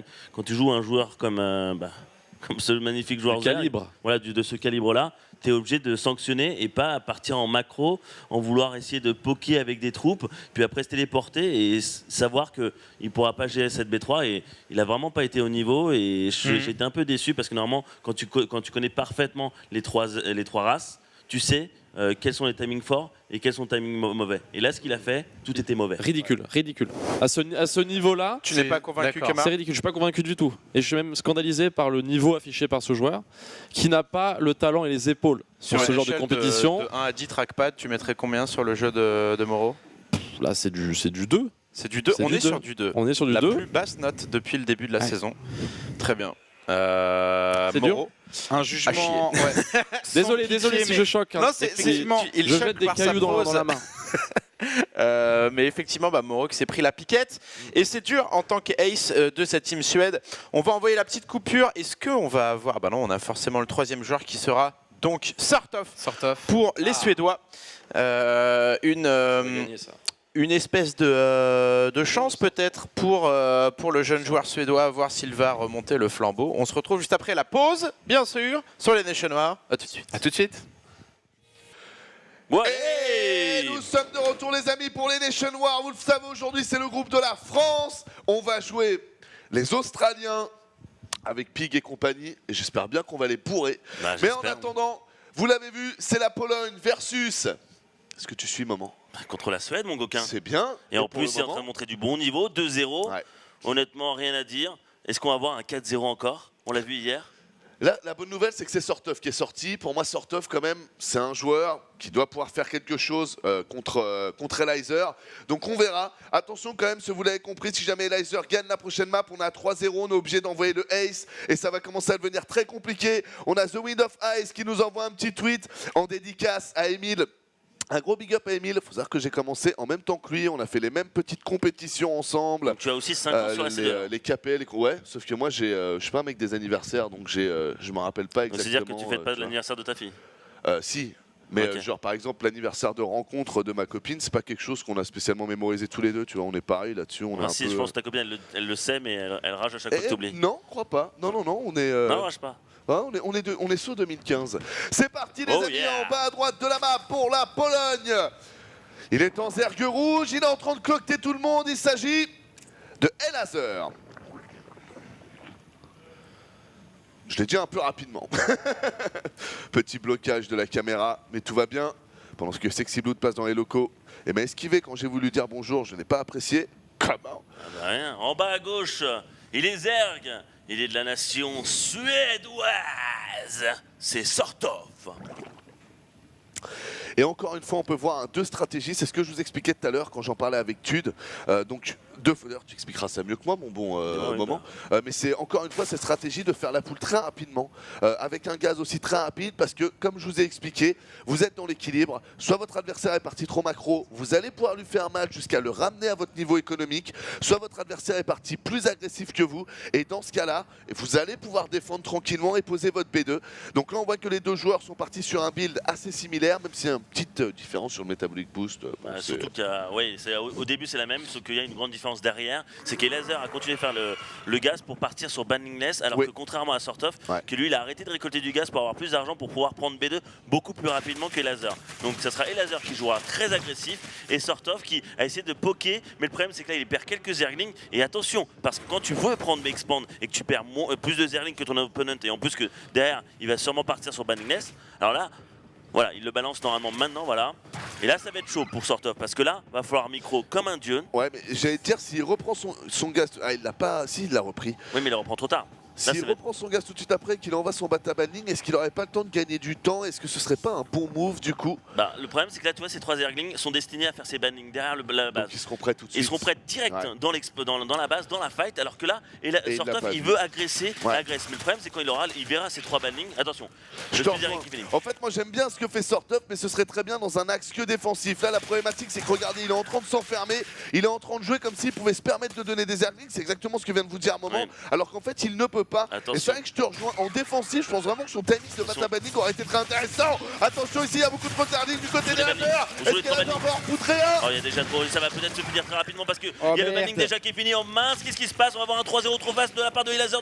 Non, il est en train de le faire, les bannings. Le premier banning, où sont les trois derniers? Jean Cloquette. Attention, non mais finalement il les avait pas fait derrière, il a laissé de prendre la fight parce qu'il pense qu'il a plus de Zerglings. Sortov qui descend. Attention, le problème c'est que les bannings vont se finir. Oh le banning! Oh là là, comme il a de la chance, la Queen! La Queen qui s'est fait pécho! Oh là là. Et là c'est chaud. C'est chaud. Et là le dernier banning, ce banning peut faire gagner la game rapidement. Et là s'il micro bien, Elazer c'est fini. S'il fait péter par contre il peut... Oh la vache! C'était en move click. Et il a plus de Zerglings, franchement c'est pas mal. Là il peut faire des bannings à partir de maintenant Sortov.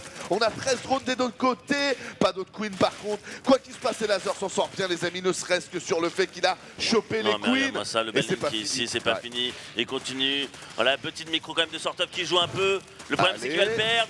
Il court, il va. Oh là là, il a tué pas mal de Zerglings. Elazer qui a beaucoup plus de Zerglings qu'un banning qui est toujours agressif. N'oubliez pas que Elazer a la Queen, donc c'est-à-dire qu'il a plus de larmes, il pourra produire beaucoup plus rapidement. Il est toujours dans la fight. Quel micro de fou il défend, mais à quel prix? Il y a d'autres Zerglings qui arrivent, il a un banning. Franchement, super belle micro de la part des deux joueurs. Ça se rend cool. coup pour coup. On voit aussi qu'on est sur le serveur Europe pour les deux joueurs et que les deux joueurs ont très peu de latence parce que très franchement, ça se jouait au poil de cul. C'était super bien joué.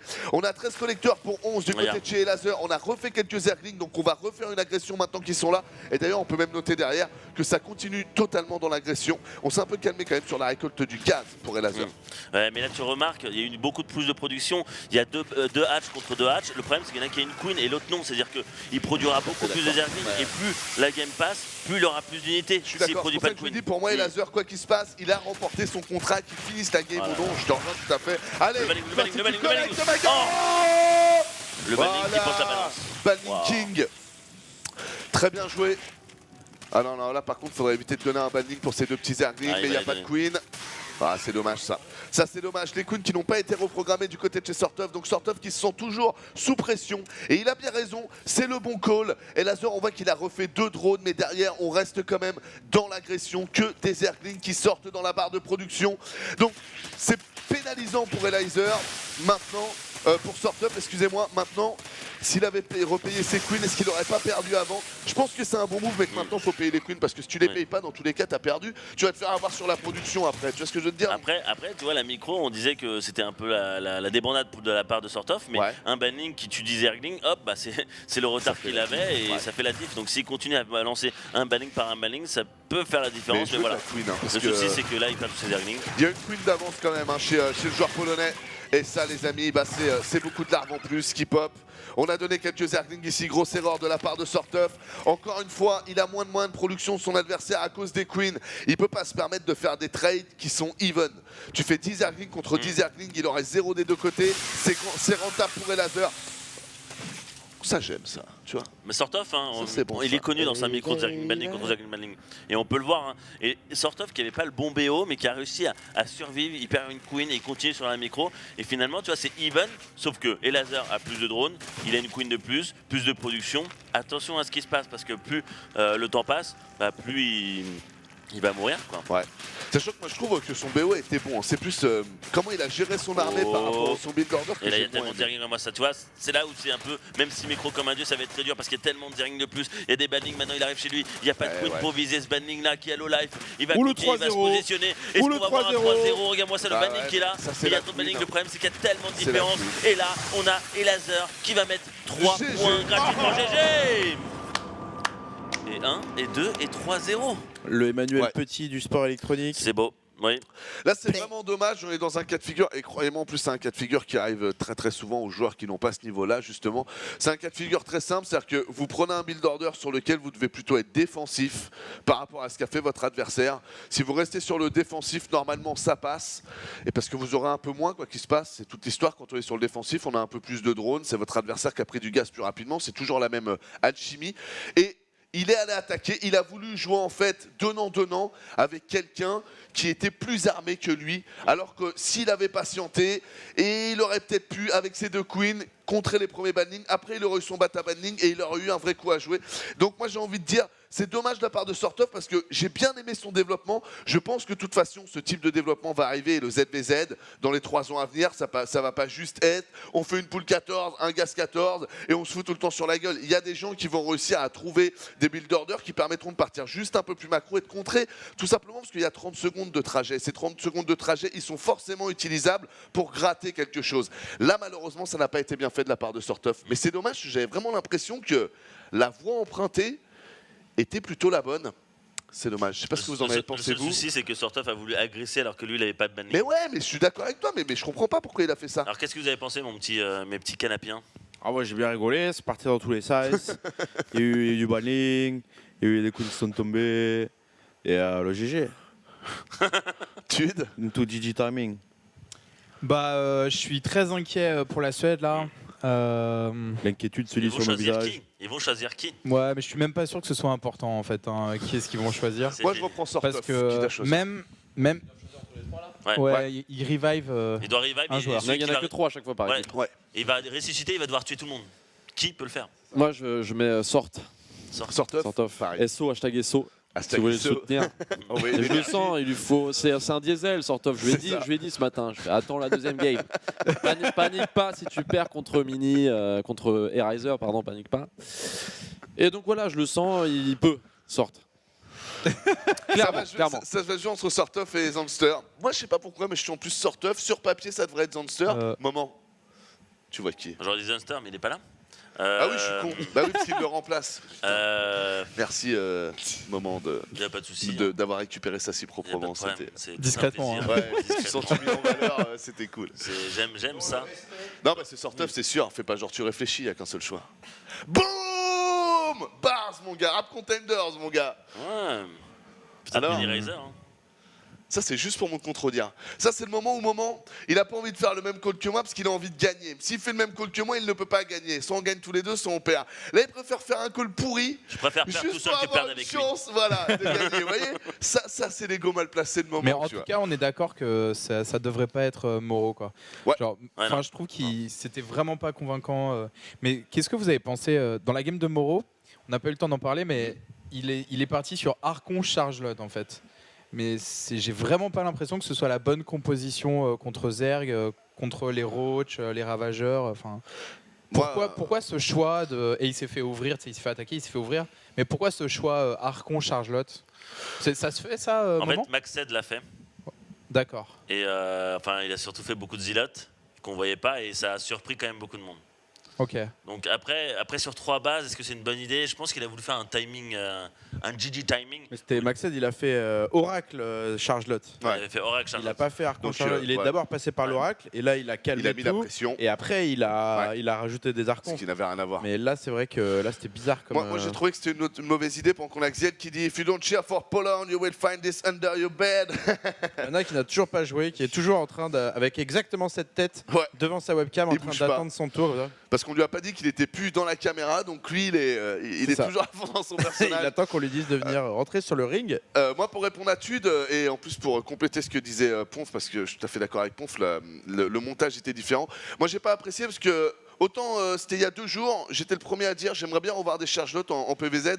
Autant faut être honnête, la chargelotte Archon c'est très fort contre tout ce qui est assez léger et biologique, mais l'adepte fait déjà super le travail contre ça. Donc Archon, Zilote, tu te retrouves à être super fort contre Zergling, tu fais de l'adepte, déjà t'es quand même vachement fort contre Zergling, et après t'as qu'à rajouter quelques stalkers ou n'importe quelle unité qui va avec, mais même des disrupteurs, et tes adeptes sont forcément plus forts parce que ta masse critique augmente. Donc l'adepte est là pour taper le léger, on voit plus de chargelotte contre Terran, on voit de l'adepte pour taper les marines, c'est pareil contre le Zerg. Donc moi j'ai trouvé en effet que le build order n'était pas intéressant, surtout que ça prenait tout son gaz et qu'à la fin il avait 0 dégâts de zone, pas un disrupteur, pas... Donc moi j'ai pas trouvé ça intelligent, mais après... Qui va taper laser, c'est la question. 3, 2... Tu le sais déjà, tu vois, il l'a dit, il le sait. C'est la sorte. Voilà, allez. il le sait, tu vois Moment. Des fois tu perds juste, tu vois, c'est triste. Mais je suis juste un gambler, je suis un joueur. On me demande, on me défie, j'accepte le défi. Même si je sais que je vais perdre, je veux quand même titiller la petite bête. Ouais, je vois ça, mais... Sinon on s'emmerderait si on est toujours tout d'accord. T'imagines dans une vie, on est tous d'accord, mais quel emmerdement. Oui, mais il y a des fois où la moi je suis le petit con qui veut... Oui, mais la raison est la raison, Moment. Il y a un moment où, tu vois, faut juste aller vers le juste. Ouais, moi je suis comme ça, moi j'aime bien que ça bouge un peu. C'est ce qu'il faut, sinon on s'emmerderait. Et c'est parti, est-ce que Sortoff va pouvoir se réveiller et dire non, je veux que la Suède se qualifie, tout simplement. Est-ce qu'il va le faire? Est-ce qu'il va faire un 4-0? C'est quand même dur, parce que derrière, il y a Manna, derrière, il y a Nertian. Et il est en haut de la map, vous le voyez, pour la Pologne. Pour le moment, il vient de mettre 3-0 à tout le monde. On est en BO7, il s'agit d'Elazer. Ou plutôt Elazer. Et en bas à gauche, c'est sa revanche. Il a perdu déjà une fois. Il doit mettre 4-0 pour que la Suède se qualifie en finale winner bracket. Il est bleu, il est Zerg, sort off. Ouais. Bon, déjà, on va voir pour ce match-là. Mais c'est vrai que, rappelez-vous qu'en plus, quand vous prenez un ace comme ça, après être mené 3-0, votre ace va devoir remonter toute l'équipe en face.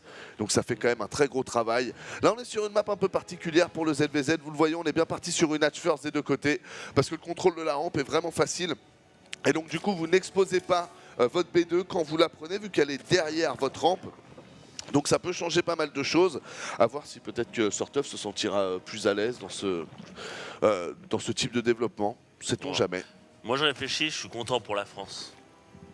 Parce que je vois que déjà, avec le niveau qui montre la Suède, c'est sans souci pour la France. il n'y a pas Laser, je suis content. Pensons aux Français. Donc déjà, ils arriveront déjà à gagner un match. S'ils gagnent un des 2 autres matchs, ils passeront les poules. Non mais pour moi ils vont défoncer l'Australie mec. Grande démonstration de mathématiques. Je sais que... Merci. Mais non mais c'est ce que je dis parce que moi je pense faut jouer technique parce que là... Hier soir on était ensemble sur TS, il me disait qu'il avait peur pour la France. Oui j'ai peur. Qu'il avait peur. Mais j'ai peur, j'avais peur pour l'Espagne, ben voilà.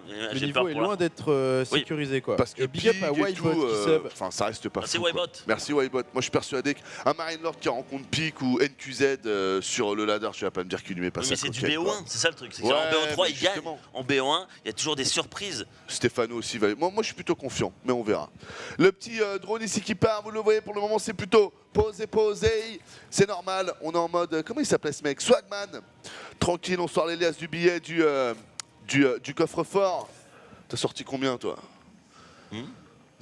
Laisse tomber, il a pas suivi. C'est un vidéo, le mec il avait fait une vidéo, il sortait 100 000 euros d'un. Ouais, mais c'est pas grave, putain, mais tu sais pas les mecs qui font la vibe sur YouTube, mec. Tu connais Kemar au moins, tu connais? Non, je le connais pas. Ça va putain, mais c'est Kemar s'il te plaît. Kemar. Non, j'en ai parlé juste avant. Il s'amuse avec ça justement. Donc non, moi je dis Kemar, il m'a autorisé. J'ai le tampon. Alors du coup, Bata Banning qui a été envoyé des 2 côtés. Ça appartient un peu macro, hein. Ils sont tous les 2 partis at first. Normal, c'est une map exprès parce que tu as la B2 derrière la B1. Maintenant, il prend la B3. Maintenant, tout va se jouer. Est-ce que nous avons notre cher joueur du sud, Sortoff, suédois, qui va jouer très agressif en voyant cette B3 ou va-t-il répondre par une autre B3? Ouais, il y a déjà 2 Zerglings sur cette B3. La réponse est très lente pour quelqu'un qui veut répondre par B3. Bah non, ça sera B3 un petit peu plus tardivement. Il faudra beaucoup plus de drones. Après, c'est pas nécessaire de prendre une B3 aussitôt comme fait Elazer.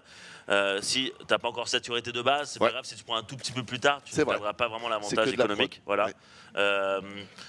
Et tu vois, c'est ça où il peut jouer là-dessus, Sortoff. C'est qu'il montre, regarde, j'ai pas de B2, fais attention, je peux t'agresser, donc tu es obligé de faire quelques Zerglings ou des bannings.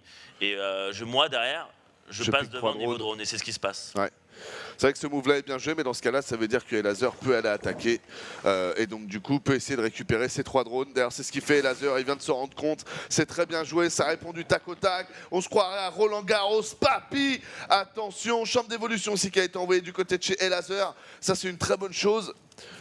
Et Sortoff qui produit quand même beaucoup de Zerglings. Alors, est-ce que c'est des Zerglings défensifs ou agressifs? Derrière, il fait des drones. Je pense que c'est juste un petit combat, un combat de regard. C'est-à-dire que tu vas m'agresser, je te vois, donc je suis obligé de produire des Zerglings. Je sais que derrière, toi, tu vas produire des drones, donc il faut que je fasse attention. Quelques bannings quand même. Hein. Là, Elazer qui a quand même envie de, d'aller mettre les stockades. Et ouais, mais là, ça passe pas du tout. Ça passe pas du tout. Et attention, la Queen qui est là, mais la Queen qui va sûrement tomber. Et derrière, voilà, la Queen qui tombe, c'est une Queen de moins, ça coûte cher. Après, il y a beaucoup de Zerglings. Derrière, niveau drone, il est passé devant Elazer.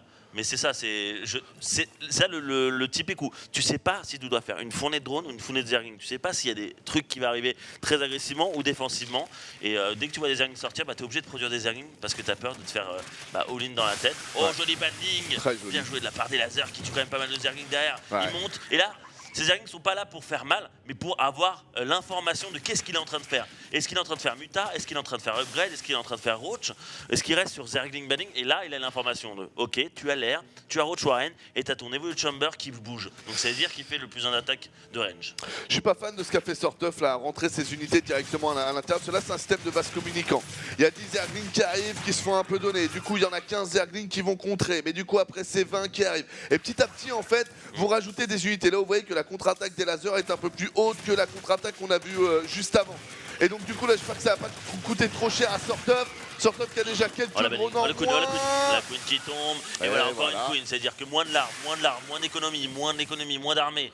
Et là à chaque fois c'est la deuxième Queen qui tombe. Hein. Ça c'est du Penny Hill hein, pour ceux qui se rappelaient sur... C'était FR3 à l'ancienne, hein. Là je vous parle d'une époque, je vous parle d'un temps que les moins de 20 ans ne peuvent pas connaître. Bon martre en ce temps-là. Comment du coup, attention, les Zerglings ici qui comptent. Vous voyez, là, il n'y en a plus que 7.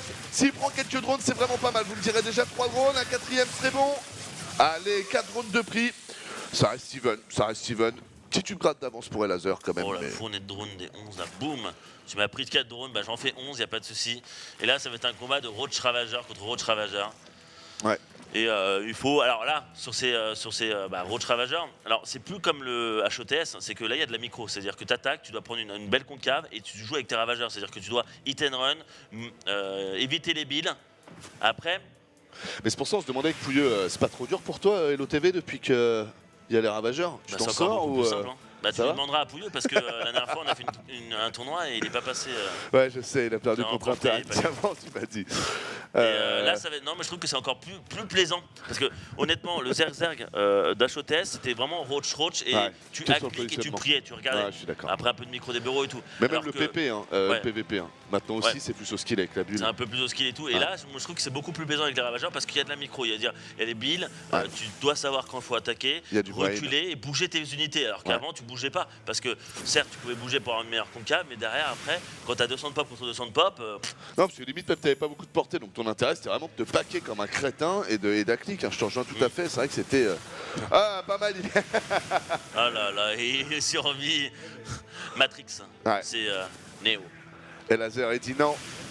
Attention, du coup, là, c'est les batailles sur les. Oh, là, celui-là, par contre, il va prendre cher. Ah là là, et Laser qui est plus vif. Hein. Et Laser qui est plus vif que Sorteuf, t'as rien à dire. Au petit jeu de l'Overlord, c'était Laser qui a gagné. Attention, encore quelques bubules. Oh, belle anticipation. J'aime bien les petits combats des overlords. Non, tu me tueras pas mon overlord, je veux pas être supply block. Juste tuer un ou deux over, c'est déjà supply block. Hein. C'est 200 thunes dépensées, c'est 200 thunes en moins de roach. C'est quand même un combat de mental. Hein. Et là, c'est parti, l'attaque. Attention, voilà, hop, tu recules. Mauvaise t'attaques, concave, tu là, recules, pour tu reprends une Sorteuf, meilleure pourquoi il y va? Tu vois, c'est ça les combats. Alors qu'avant, tu t'attaquais et tu regardais. Ouais, mais là, je comprends pas pourquoi Sorteuf, en fait, Sorteuf, ça y est, il se fait chase. Il a moins, ça se voit. Et Laser avait la position, ça commence à envoyer les bubules. On esquive un peu, c'est bien fait. Attention, parce que quand vous avez beaucoup d'unités, vous ne voyez pas forcément bien le marqueur au sol qui indique que la bulle va tomber ici. Et donc, du coup, faut faire gaffe quand on commence à avoir beaucoup d'armées. Surtout qu'en plus, tu vois, le marqueur est rouge. Donc, quand toi, t'es rouge, ça te provide peut-être un petit avantage. Peut-être que je m'avance, mais c'est possible. Et là, c'est parti, un petit hit and run. Ça, c'est bien joué, le Un petit run-by. run by qui peut faire mal, hein, qui Ouais. peut tuer des queens, qui peut tuer des drones, donc c'est-à-dire moins d'économie, moins de larmes. C'est Ouais. parti la fight. Alors lui il décide. Et Laser qui décide, ok, pas de soucis, si t'attaques, c'est-à-dire que c'est ces roches qui sont moins en défense, je peux attaquer parce que j'ai plus. Je suis à presque 200 de pop, toi tu dois être peut-être à peu près 160, voilà. Et là, il a attaqué, il a annulé cette base et il va reculer pour défendre sa base. Et il dit, ok, j'ai mon avantage, maintenant je continue, il n'y a pas de souci. Ouais, bien joué l'enjeu avec le goulot d'étranglement, comme dans 300. C'est très bien fait. Comment ça s'appelle des fois déjà dans 300, le lieu? Thermopile. Putain, à chaque fois, je les oublie, les thermopiles. Merci, Tude. Ouais, ce coup-ci, je l'ai retrouvé, quoi. Allez, on s'est pris des bonnes bubules là chez Sorteuf. Sorteuf, je sais pas ce que t'en penses en ce moment, mais je trouve que... Il joue pas bien les concaves, je sais pas si tu vois ce que je veux te dire, mais j'ai l'impression qu'à chaque fois, tu vois, comme là par exemple, on a quelqu'un qui est étiré, qui fait la barre du T, et on en a un autre qui fait la barre verticale du T. Mais si tu dois faire dessiner le T, faut toujours être à l'horizontale, tu vois ce que je veux te dire? C'est beau ce que tu dis. Attention, mais là c'est une meilleure concave. Là, Sorteuf a une meilleure concave. Il le passe par le dessus, Mais il moi, continue à d'unité. avancer. Attention, les billes qui font quand même mal, qui doivent faire reculer. Voilà, ça fait quand même. Oh, ça fait quand même mal. Hein. Ça va être dur, hein, ça va être dur parce que nous sommes à 183 de pop pour Laser et Sorteuf 156. Mais n'oublions pas que vu qu'il est chez lui, bah il produit et ça sort direct dans la fight. Ouais, non, j'avoue.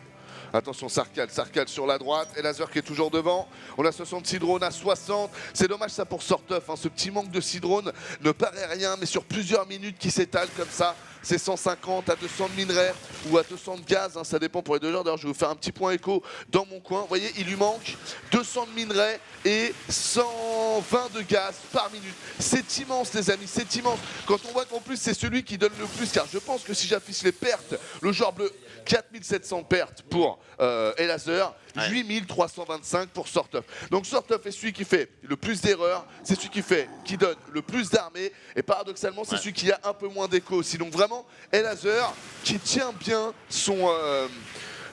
qui tient bien sa... Ah, il a pas mis 3-0 pour rien à la Suède, hein, je peux te dire. c'est marrant. Et n'oublions pas qu'il a aussi l'upgrade, il a l'upgrade de défense. De plus, il aura le plus 2 aussi. Ouais. Attention, plus le temps passe, plus c'est la merde. Il passe à Hydralix Den, un petit run back comme tu Ça, l'as dit. ce move, il est bon. Hein. Il est beau parce que tu tues des drones, il va tuer une queen, il va tuer encore de l'économie derrière, il est en train d'essayer de gérer. Et là, il décide d'attaquer. Attention. Oh, c'est pas mal, il l'avait presque enfermé, la Sorteuf qui par contre allait faire un bon move. Mais c'est vrai que là, c'est un peu deux joueurs qui... C'est comme s'il y avait deux joueurs qui faisaient du kitesurf. Et il y en a un, on sent qui gère vraiment bien son parachute et l'autre un peu moins bien. Attention ici, c'est engagement de la part de Sorteuf qui y a cru. Je sais pas pourquoi il y a cru. Mais oui, je sais pas pourquoi non plus, il a un petit peu trop. Attention, c'est chaud. Le problème, c'est voilà, il y a des pourquoi il y a cru, c'est parce qu'il y a le run-by, il a stressé, il s'est dit, il faut que j'engage. Ouais, j'ai perdu des drones, j'ai perdu une queen. Oh, c'est le 4-0. Voilà, GG. Oh, le 4-0. Ce fut bref mais intense. Bravo à Laser qui vient de mettre en loser la Suède. On a la Pologne qui est en finale winner bracket. GG à Laser, 4-0. Voilà, vous pouvez le voir, c'est un score bref Bien intense. Limite, ça me saoule un peu parce que j'aurais bien voulu qu'on puisse voir les 3 joueurs jouer, ne serait-ce que pour les joueurs français. Là, mine de rien, on n'a pas vu jouer Nerkio. On n'a pas vu jouer non plus Mana. On a quand même 2 bons joueurs, surtout Nerkio, qui on s'attend vraiment à ce que ce soit un joueur qui roxe beaucoup, parce que même Bly dit je suis numéro 2, il y a Nerkio au-dessus. Et Bly, qu'est-ce qu'il roxe?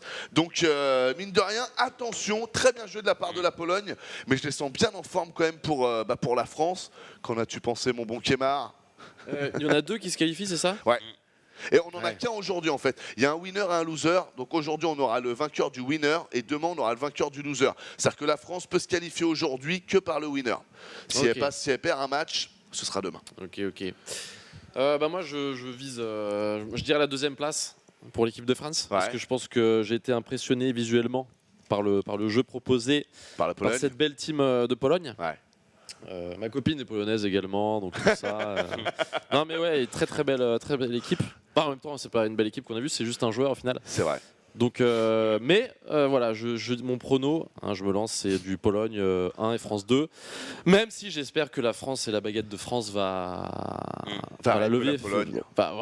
Va porter la France par la France à l'intérieur de la France. C'est beau, c'est beau ce que tu dis. Si je peux me permettre l'expression. François le français, c'est beau. C'est ça.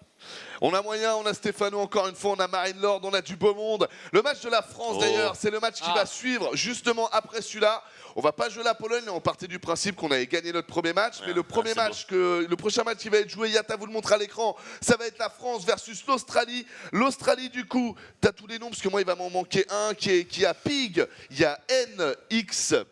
Z et il y a aussi Yaguz que vous avez pu connaître si vous vous rappelez bien. Yaguz, si vous avez suivi les WCS, c'était le joueur que vous voyez en bas à gauche, barbu avec ses longs cheveux, qui avait fait un doigt à un moment à la caméra parce qu'il jouait un Protoss qui lui faisait des trucs dégueulasses et il avait réussi à tenir et il nous avait fait un peu un... Mais ça m'avait choqué qu'il fasse le doigt en mode un peu va te faire enculer quand même, Protoss de merde. C'était clairement dit de par la signification de ce... Il avait fait un doigt, il avait pas fait ça? Ah non, il avait fait un doigt. Ah ouais. Ah non, c'était pas le signe du rocker. Et donc voilà, très franchement, du coup, si on peut faire une petite analyse juste avant la pub, pour moi, Yaguz, c'est prenable par un Marine Lord, il n'y a pas de discussion. C'est prenable par un Lilbo aussi. NXZ et Pig, j'adore Pig, c'est quelqu'un qu'on a rencontré ici et qui on a casté, qui est très sympathique. Voilà, il y a interview des vainqueurs qui arrive. Mais pour moi, la France est vraiment en moyen. On a Lilbo, on a Marine Lord. Marine Lord, regardez, il y a un tweet que j'ai retweeté. Dernièrement, il éclate tout le monde. Il a mis 2-0 à Cielo, il a mis 2-0 à Trozerg. Donc on a notre éradicateur en quelque sorte de Zerg. Lilbo, peut-être qu'il ne sera pas chaud contre Zerg, mais pour le reste, tout ce qui est PVP et compagnie, il devrait assurer. Et Stéphano, je suis sûr qu'il va être en mode pochette surprise, du moins c'est tout ce que j'espère. Ouais, je l'ai lu, ça, si c'est un vrai supporter, j'attends de lui un rap en duo avec Papy. Donc Alexis qui est Marine Lord, qui aimerait bien qu'on fasse un petit rap. Bah si tu gagnes, et premier de poule, on verra avec Kemar, si on ne fait pas un petit truc comme ça en impro. On prépare à ça, mais gagne d'abord, enfoiré. Du coup, on a l'interview qui va bientôt arriver. Toi, qu'est-ce que tu penses d'Australie-France? Bah France et la finale France contre Pologne et ça va être ça va exploser de mais partout. Là je rejoins Kemar, c'est avec France-Pologne. Là, il faut y croire. Non, je dis pas que j'y crois pas, je dis que là par contre, c'est vrai que là on a un gros poisson. Et là on peut avoir des problèmes. Mais avant de passer la Pologne, il faut passer l'Australie. Et l'Australie, ils ont 2 bons ergs, ils ont un bon terrain. Il faut faire attention à cela parce que là, c'est souvent ça, c'est tu penses déjà à la finale. Si les joueurs pensent déjà à la finale avant de jouer la demi, ils peuvent perdre à cause de ça. Tout à fait. Tout à fait d'accord avec toi. Donc on va attendre, on va voir. Le match va donc commencer d'ici, je sais pas, une quinzaine de minutes. Là on attend d'avoir l'interview des champions. Et ben c'est parti les amis, interview du capitaine polonais. On vous dit à tout de suite. The 4-0 from Elazer, let's put it like that. I know Elazer is good, but when I predicted a 4-0, I was kind of anticipating on either a Nurchi or a Mana start. That Elazer started and 4-0, I find that very impressive, so I'm a little bit surprised by that. What about you, Funkai? What did you think about Moro's performance? Is he convincing as Protoss? Well, he didn't really have the time to play, I would say, in the game that he played against Elazer. He tried something, and he was in the middle of building up his army and his gateway count and everything, and he got hit by a really strong timing by Elazer. So, as Roddy said, that's kind of the same thing for me. I think I didn't anticipate Elazer to win all games. That's why I predicted, I think, 4-1 or 4-2, because I thought he would be opening, but at some point he would lose, probably to sort of. But as we saw, it was pretty tense games, the two they played against each other. But in the end, I mean, Elazer, we said it earlier, he plays like a madman these days. He wants to, make a hit on the StarCraft 2 community, and he's doing it really well. He's already so good for a 17-year-old. France has their work cut out for them, and if they are able to defeat Australia, which of course is going to be a big challenge on itself, but Poland is looking really good. When you got Nurcho, was a very high finisher at DreamHack. Mana, I mean, I watch his stream all the time. Mana's looking very good at the moment. I love everything that he's doing. And Elazer is apparently even better than I thought he was already in Legacy. This team looks like a very real contender to maybe even go all the way, maybe make it to the final. Yeah, absolutely. I think we have Elazer on Skype right now. We got all three. Oh, we have got the the whole entire team. Well, guys, so first of all, congratulations. Mana, did you expect Elazer to make it 4-0? I was looking forward to it. I didn't necessarily expect it, but I was taking that into consideration. Elazer is becoming a real contender to be one of the top Zergs, so that's a good start for that. Okay, Nurkio, we've heard players talking about you, saying right now you're the best player on Legacy of the Void. I mean, if Elazer puts 4-0 right now, how good are you? I mean, Elazer can be top 2 Zerg in Poland, always. The spot is free for him, but top 1 will always be me. Well, actually, I wanted Elazer to play today as first because I didn't feel so confident. I actually thought we will play the second match, so I didn't have that much time to warm up. But well, I actually kind of knew that Elazer will 4-0. And I think everybody's speaking of Elazer, but we didn't hear you say anything. Elazer, you just all killed. That's the first time that happened for you in Nation Wars. Obviously, how do you feel? Are you really happy about that performance? Yeah, I'm very happy. I didn't expect to 0 sort of like. I expected to win versus Ninirazer and Moro, but I was really not confident versus sort of. I thought I'm going to lose. So yeah, I'm very happy with that. Is ZVZ a matchup that you're particularly fond of right now? Do you like the way that the matchup has changed from Heart of the Swarm? Because even in Heart of the Swarm, you were pretty good at it, right? But I still think there's quite a bit of difference, especially with the opening build orders. What's your take on it? I mean, I really like it, but I'm not good at it. I think that's my worst matchup. Maybe it's because Zerg is pretty good, but Oh, because you play against Nurcho all the time, maybe. yeah. So which phase in the game in particular do you feel that you're not that good at yet? Is like the opening build orders, or is it more like the mid-game transitions? I think both. I still didn't figure out the early game that much, and also the maps are pretty strange right now. Mm-hmm. And then in mid-game, I don't really know how to transition out of Roach Ravager. You don't. You just win, Elazer. You just win with Roach Ravager. Yeah, well. All right, thank you, man. Congratulations. Awesome performance. Thanks. So there's going to be Australia versus France. First of all, who do you think, who's favored for you between France and Australia? Mana, for instance? Well, definitely France. Australia is okay-ish, but compared to France, they're kind of bad, to say very roughly. I think France is the big favorite there. What makes you say so? What is strong in the France team? The France team. The Every French single team, player. yeah. Every single player. Oh, every single player. Wow. Yeah. Right. It makes it feel good. Yeah. And you, Nurkio and Elazer, do you also think that France is favorite? Yeah, I think France is favored, but maybe there might be a small surprise, I guess. Maybe if Iagus can show some good matches, but I don't know. I think still France. All right. Right, guys. Well, thanks a lot. You'll play again in the winners match, and we'll see you in a while. Thanks a lot, guys. Okay, thanks. Bye. Bye-bye. All right. Well, convincing performance from them. Right now, we're going to do a little break, heading back to the caster's desk, and then it will be France versus Australia. Casters, take it away.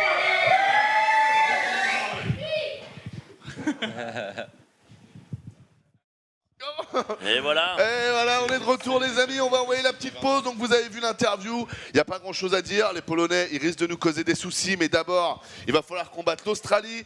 Donc prochain match les amis, ce sera la France. Allez. On espère qu'ils sont chauds, qu'ils vont tout roxer. Pardon, Yata? Il y a Apollo avec la baguette, vous pouvez le voir sur l'écran, avec aussi son t-shirt SKT1. Moi j'ai mis le t-shirt pour Marine Lord, on le sortira après. Bien sûr, Papy, Terran vaincra. Donc petite pause les amis de 8 minutes, on se retrouve tout de suite après pour la France. Préparez les curly, allez aux toilettes, soyez chauds, ça va pulser et ça va roxer. On vous dit à tout de suite. À tout de suite. Vive la France! Ou allez!